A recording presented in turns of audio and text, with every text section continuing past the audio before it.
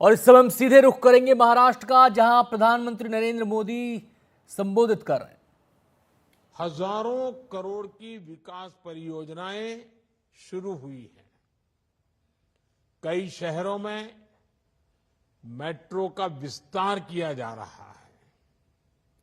कहीं एयरपोर्ट को अपग्रेड किया जा रहा है, तो कहीं सड़कों और हाईवे से जुड़े प्रोजेक्ट्स तेज गति से आगे बढ़ रहे हैं। Infrastructure, solar energy, textile park से जुड़ी परियोजनाएं लॉन्च की गई हैं। किसानों, पशुपालकों के हित में नई पहल की गई है। महाराष्ट्र में देश के सबसे बड़े कंटेनर पोर्ट वधावन पोर्ट की नींव रखी गई है। महाराष्ट्र के इतिहास में इतनी तेज गति से, इतने बड़े स्केल पर अलग अलग क्षेत्रों में कभी भी विकास नहीं हुआ। हां, यह बात अलग है कि कांग्रेस के राज में इतनी ही तेज गति से, इतने ही स्केल पर अलग अलग क्षेत्रों में भ्रष्टाचार जरूर होता था।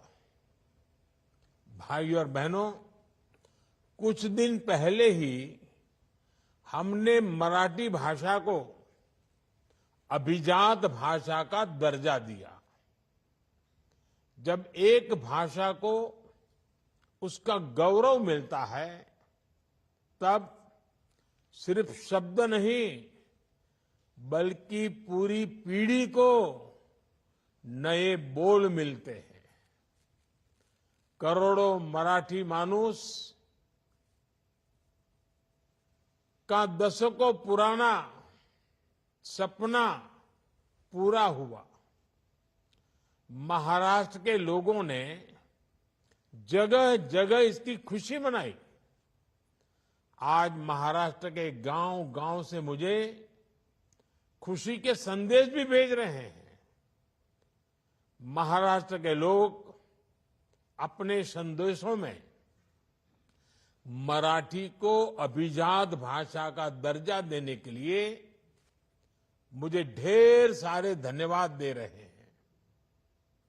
लेकिन मैं बताना चाहता हूं, ये काम मैंने नहीं, आप सबके आशीर्वाद ने किया है। महाराष्ट्र के विकास का हर प्रयास छत्रपति शिवाजी महाराज, बाबा साहब आंबेडकर, ज्योतिबा फुले, सावित्रीबाई फुले जैसी विभूतियों के आशीर्वाद से हो रहा है।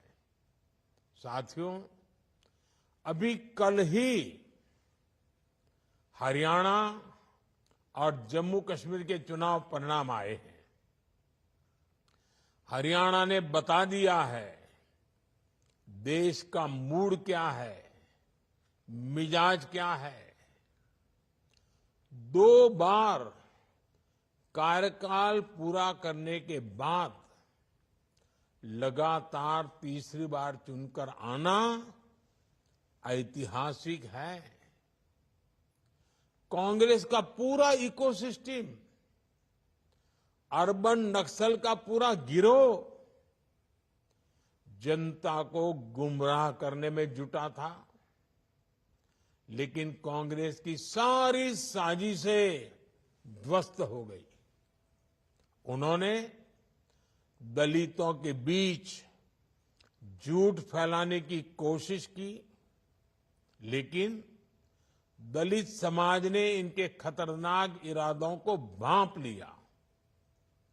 दलितों को एहसास हो गया कि कांग्रेस उनका आरक्षण छीनकर अपने वोट बैंक को बांटना चाहती है। आज हरियाणा के दलित वर्ग ने बीजेपी को रिकॉर्ड समर्थन दिया है। हरियाणा के ओबीसी, बीजेपी के विकास कार्यों को देखकर उसके साथ है। कांग्रेस ने किसानों को भड़काया, लेकिन किसानों को पता है कि उसे फसलों पर एमएसपी किसने दी। हरियाणा के किसान बीजेपी की किसान कल्याण योजनाओं से खुश है। कांग्रेस ने युवाओं को टारगेट किया और अलग अलग तरीके से उन्हें भड़काने की कोशिश की, लेकिन हरियाणा के नौजवान, हमारी बहनें, बेटियां अपने उज्जवल भविष्य के लिए भाजपा पर ही भरोसा कर रहे हैं। कांग्रेस ने सारे हथकंडे अपनाए, लेकिन हरियाणा की जनता ने दिखा दिया वो अब कांग्रेस और अर्बन नक्सल के नफरती षड्यंत्रों का शिकार नहीं होने वाले। साथियों, कांग्रेस हमेशा बांटो और सत्ता पाओ के फॉर्मूले पर चली है। कांग्रेस ने बार बार ये सिद्ध किया है कि वो एक गैर जिम्मेदार दल बन गया है। वो अभी भी देश को बांटने के लिए नए नए नैरेटिव गढ़ रही है। कांग्रेस समाज को बांटने का फॉर्मूला लाती रहती है। कांग्रेस देश के मतदाताओं को गुमराह करने से बाज नहीं आ रही। कांग्रेस का फॉर्मूला साफ है कि मुसलमानों को डराते रहो, उनको भय दिखाओ, उनको वोट बैंक के कन्वर्ट करो और वोट बैंक को मजबूत करो।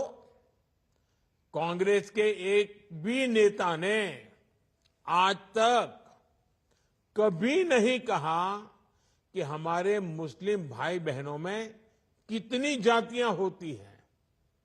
मुस्लिम जातियों की बात आते ही कांग्रेस के नेता पर मुंह पर ताला लगाकर बैठ जाते हैं, लेकिन जब भी हिंदू समाज की बात आती है तो कांग्रेस उनकी चर्चा जाति से ही शुरू करती है। कांग्रेस की नीति है हिंदुओं की एक जाति को दूसरी जाति से लड़ाओ। कांग्रेस जानती है कि जितना हिंदू बटेगा उतना ही उसका फायदा होगा।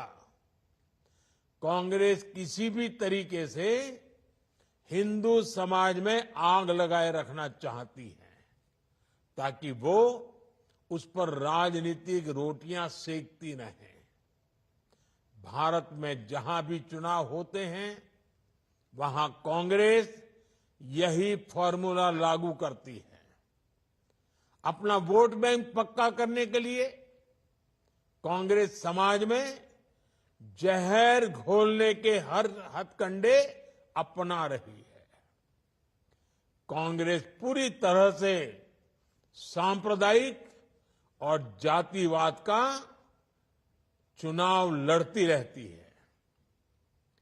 हिंदू समाज को तोड़कर उसे अपनी जीत का फॉर्मूला बनाना, यही कांग्रेस की राजनीति का आधार है। कांग्रेस भारत के सर्वजन हिताय, सर्वजन सुखाय की भावना का दमन कर रही है, सनातन परंपरा का दमन कर रही है। जिस कांग्रेस ने इतने वर्षों तक देश पर राज किया, वो सत्ता में वापसी के लिए इतनी बेचैन है कि हर रोज नफरत की राजनीति कर रही है। कांग्रेस की पुरानी पीढ़ी के नेता भी बेबस है, असहाय है कि उनकी इस पार्टी की क्या स्थिति हो गई है। कांग्रेस की ये स्थिति होने वाली है। कांग्रेस नफरत फैलाने की सबसे बड़ी फैक्ट्री बनने वाली है, ये गांधी जी ने आजादी के बाद ही समझ लिया था।